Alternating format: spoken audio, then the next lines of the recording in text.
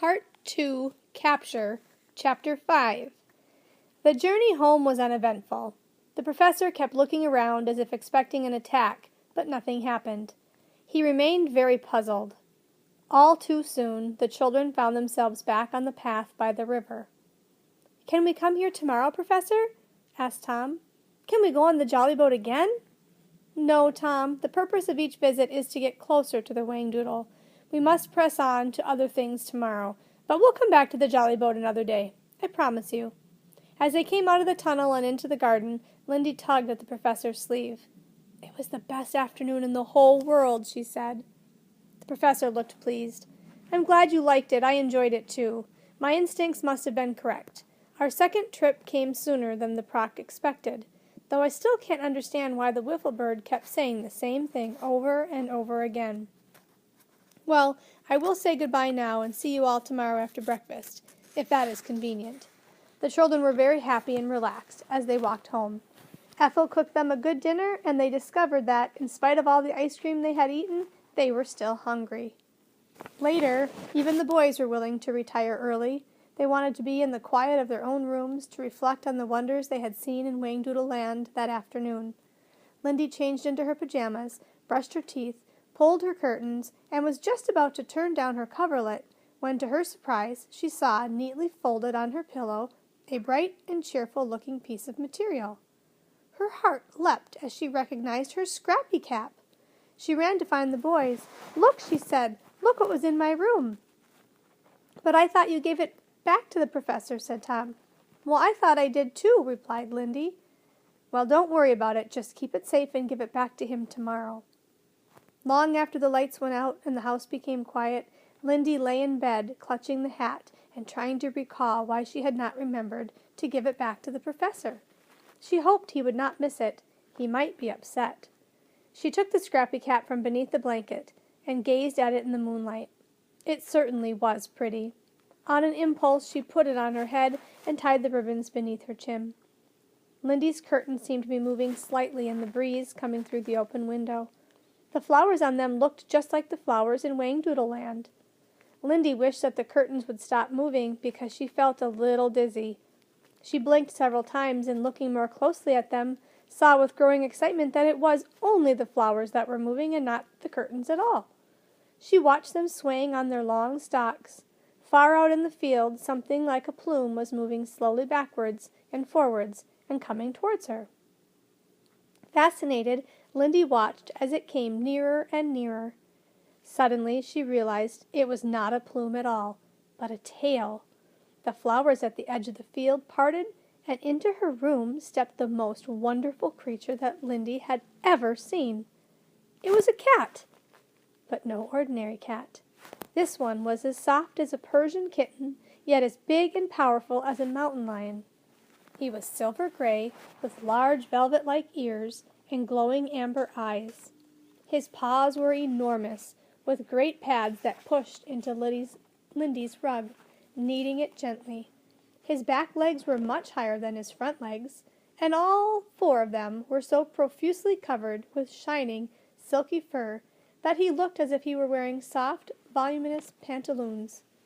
The extraordinary creature looked slowly around the room, and seeing Lindy sitting up in bed, blinked and twitched his long tail in surprise.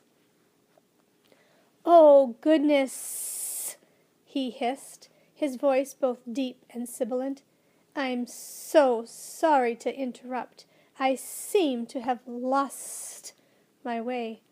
"That's all right," said Lindy faintly. "Won't you please tell me who you are?" "I'm the high-behind Splinter Cat." He moved around Lindy's bed, his tail trailing over the brass railing. "No need to tell me who you are. I can tell at a glance that you're Miss Lindy." "How do you know?" she asked in surprise. "I've heard the Proc speak of you." The animal bunched himself and sprang very gently onto her coverlet. "He was talking about you just the other day." He stretched languorously. "That fellow's a bully, I must say. I said to myself, if I ever meet that charming girl, I'm going to apologize for his rude behavior. The hide-behind Splinter Cat suddenly rolled over on his back like a playful kitten. Lindy found his head in her lap, and the amber eyes gazing up at her. "I wonder if you'd do me a tremendous favor?" "Why, of course." Her hand stroked the silky fur. Could you just scratch beneath the chin a little?" Oh, that's the spot." And a dreamy look came over his face. He pushed his nose against Lindy's hand and then rolled over again. "Now just on my back, by the tail. Thank you so much. You don't know how long it's been since anyone did that for me." Lindy rubbed and scratched, and the creature responded by arching his back so sharply so that Lindy had to stand up in bed in order to continue. This gave the Splinter Cat the opportunity to wind herself around Lindy's legs, and his tail passed under her chin and over her shoulder, and then quite suddenly he sprang down lightly from the bed. "Do you mind if I look around?" he asked cheerfully, stretching once again. "I love seeing people's pads. This is perfectly delightful." Lindy quickly got out of bed. She didn't want to miss 1 second of her visit with this interesting creature. "Is there something I should call you?" she asked. I mean, do you have a name?"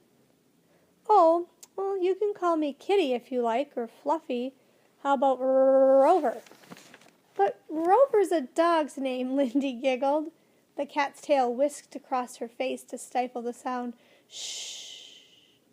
We mustn't wake anyone. They'd be bound to spoil the fun." The cat suddenly tensed. "Wait a minute. Look out." He crouched low, and then gave a mighty leap forward. Lindy wasn't sure what was happening until she saw that the silky creature had hold of a little toy mouse. "Be careful!" she cried. "That's my favorite toy." "I thought it was a real one." "Ooh, look what I found!" He produced a large ball of wool from beneath Lindy's bed and proceeded to play with it. He patted the ball and ran after it, then tossed it into the air and rolled on his back to catch it. Lindy sat on the floor enchanted as the hide-behind Splinter Cat executed a dazzling display of tricks. "Oh, this is such fun!" The cat threw the ball again. It bounced off his hide-behind. "I simply adore string." He caught the ball with his tail and lobbed it to the length of the room. "Excuse me." He skidded across the floor. "Got it. Just give me a ball of wool to play with and I'm absolute sucker." After several moments of play, the cat stretched out beside Lindy on the floor, and his tail switched from side to side, and he purred loudly. "This has been sensational. How glad I am that I passed this way. You're a sweet girl." He nuzzled close to her and then yawned, revealing a startling row of sharp teeth. "I suppose I should be getting along now. It's quite late." "Oh, must you go so soon?" Lindy was dismayed. "You've hardly been here any time." "I'm afraid I must. I don't want to go, but the beastly Proc might discover that I'm missing. Oh, how I wish that I could take you home with me and show you my pad." "Do you have a lovely pad?" asked Lindy, hoping that if she kept the conversation going, she might keep him a little longer. "Well, it's a rather special pad in that it's made of silk and satin, with tassels, of course," and the cat got to his feet. "That sounds fabulous," Lindy breathed. "I would love to see it. Do you suppose I ever could?" His fluffy tail stroked her cheek. "Well, I'm not sure if the Proc would allow it, but you could take a peek now if you really wanted to, because I know he's sleeping." "Gosh, I don't know." Lindy was hesitant. "It's very nice of you, but I don't think the professor would want me to do anything like that." "Of course. I'm a silly sap to suggest it." He padded slowly to the curtains. "Well, So long, Miss Lindy. It's been smashing. Oh, wait, Lindy cried desperately.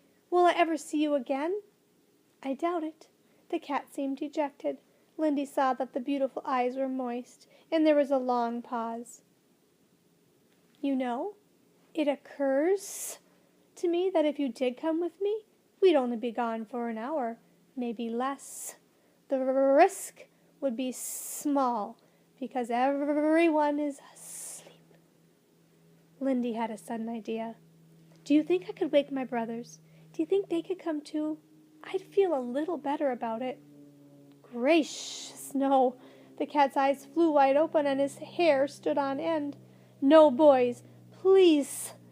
They're always throwing things and pulling tails. Besides, we get on so well, and they'd spoil our fun. That's true, conceded Lindy. You're quite sure we'd be back in an hour? By my 8 lives, I swear it. I thought a cat had 9 lives, Lindy giggled. She ran to the closet to get some warm clothes. The hide-behind Splinter Cat examined one long, razor-sharp claw. Well, I'll be truthful. I had a little scrape a few years ago, and I suffered rather a setback. You mean you lost a whole life? Asked Lindy. It was silly of me, but I got carried away for a moment. The result was rather messy. Messy? Lindy's voice rose. I'd rather not talk about it, if you don't mind. It's bad enough losing a life, but then to have to discuss the sordid details. He shuddered. That must have been really gross. I can understand why you'd rather forget it. You're a sweet, sympathetic, sustaining soul. Lindy came out of the closet, and the cat straightened expectantly. Here I am, she said a trifle nervously. How pretty you look, said the Splinter Cat admiringly. He spun around in sudden pleasure. Hot dog! This is going to be such fun.